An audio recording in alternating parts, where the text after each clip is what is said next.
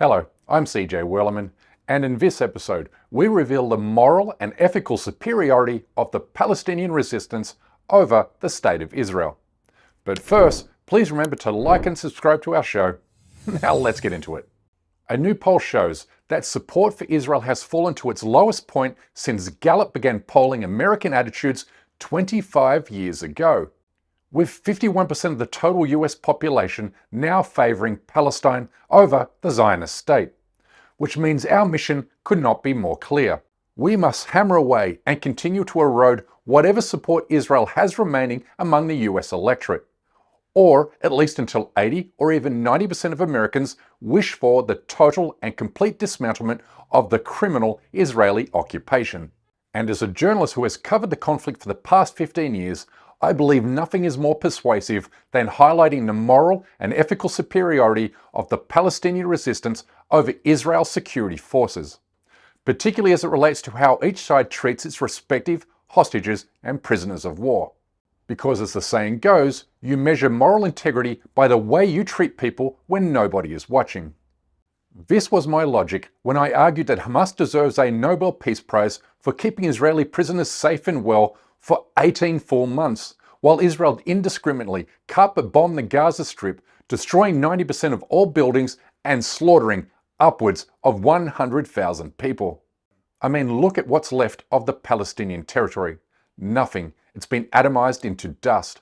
85,000 bombs have transformed this once bustling territory into a barren, unlivable wasteland. Yet somehow, under all of this destruction and carnage, the Palestinian resistance kept their Israeli hostages and prisoners alive and thriving, which was why all of them publicly thanked Hamas for keeping them safe from Israeli warplanes and artillery. شكرا لكتاب القسام على كل المعاملة الكويسة.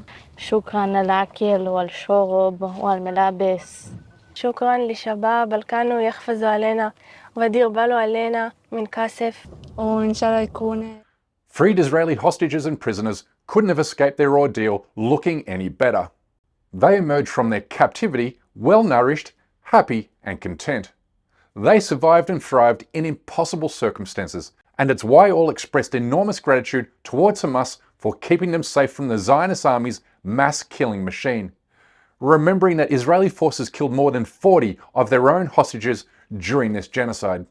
One of the released hostages, Agam Goldstein Almog, told reporters that Hamas guards covered us with their bodies to protect us from our own forces shooting and bombing. End quote. Now I want you to think about this for a moment, because her testimony destroys Zionist propaganda that falsely alleges Hamas used their own citizens as human shields, when in reality it turns out the complete opposite is true. Hamas willingly used their own bodies to protect innocent civilians, both Israeli and Palestinian. And if that doesn't undermine every lie you've been told by Zionist-friendly media, then listen to what she had to say to an Israeli television outlet. עשה איתי הורדת ידיים, אבל הוא הביא מגבת, כי אסור לו לגעת בי. אישה היא מאוד, אישה היא קדושה שם. אישה היא מלכה. היו עושים לי שיחות איך לשמור על אגם. הסברנו להם שגם אצלנו לפעמים כן יש שלאגם יכול להיות חבר, או יכולים להיות לה כמה חברים לפני שהיא תתחתן. אני אפילו מעודדת את זה, שהיא תתנסה, שהיא תכיר, לפני שהיא אצלה מוסד הנישואים. אבל היינו מתאמתים על זה. כן, גם אמרו לי, אנחנו מחתנים אותך בעזה. את בעזה, את מתחתנת. אנחנו נמצא לך גבר בעזה. הם נתנו לה שם מאוד יפה. שם ערבי מאוד יפה. סלסביל. זה מים, זה כתוב להם בקוראן, מים מתוקים כזה. מתוקים. עכשיו אמרתי לו שזה קטע, כי השם שלי בישראל זה אגם. There's nothing unique about her testimony. Her words are echoed by every released Israeli hostage, all of whom have thanked Hamas for treating them with kindness. One even kissed his former captors on their foreheads while telling them he hoped to see them again. Others have said this. Food good and the kindness and everything good. The question is, why did you shake that Hamas activist hand when you crossed? Because they treated us very nicely. My mom is saying that they were very delicate and gentle with them and took care of all their needs. Not one Israeli hostage was abused, none were tortured, none were raped, and none were starved. And even more importantly, These hostages should have been kept in captivity for only 1 or 2 days, given Hamas offered to release all of the hostages on October 9th, 2023, in exchange for the Israeli army not invading the Gaza Strip. But this offer was rejected by the Zionist regime for the simple reason the hostages were always just an excuse for Israel to commit genocide.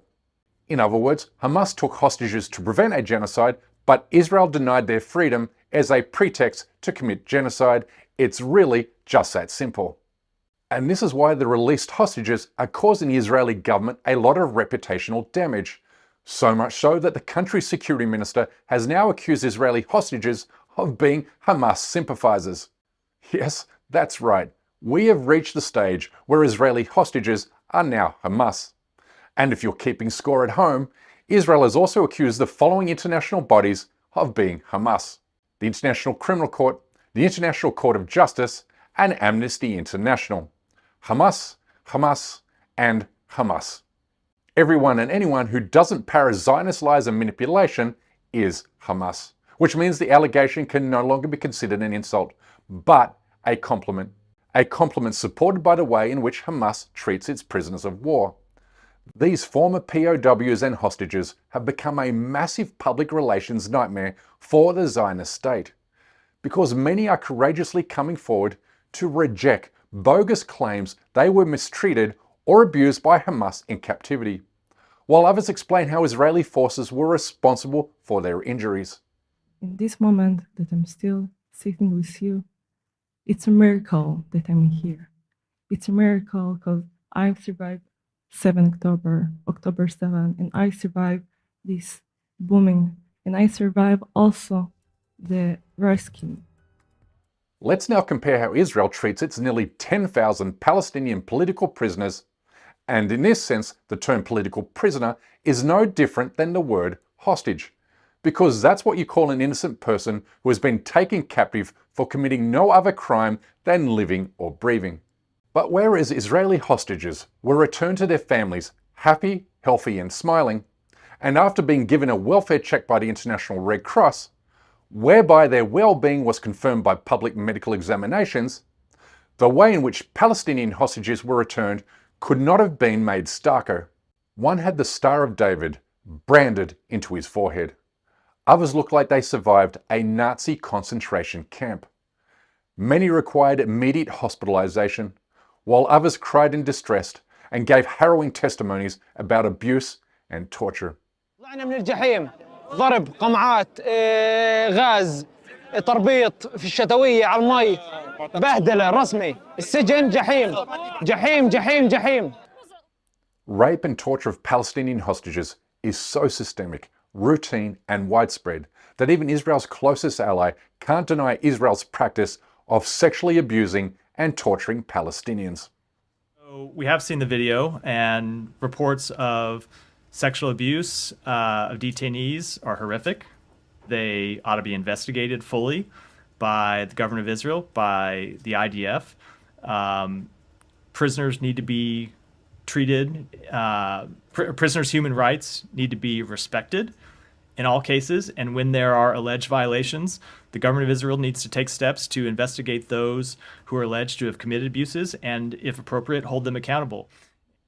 A report released by an Israeli human rights group accused Israeli security forces of operating a network of torture camps, where Palestinian men, women and children are routinely subjected to varying degrees of sexual violence, including blows to the genitals, sodomization with chairs and sticks, and also gang rape.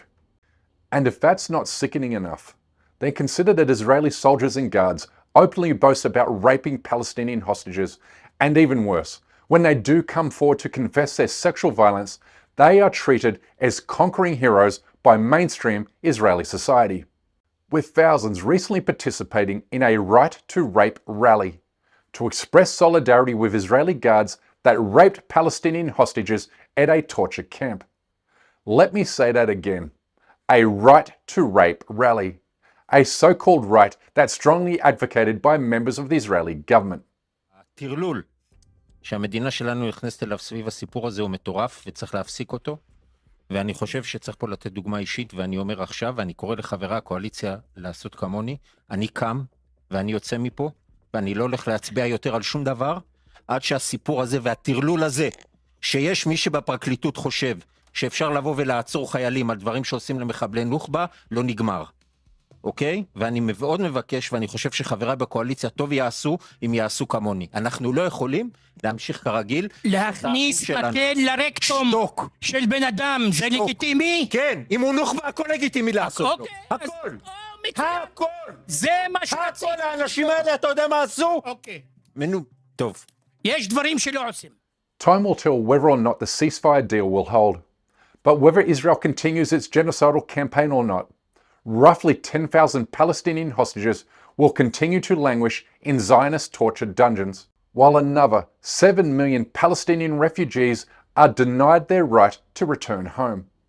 Therefore, we must continue to fight until every Palestinian is freed and until every Palestinian returns safely home. Nothing short of the total liberation of Palestine will accomplish these objectives. Now, let's get to work. But that's my time for today.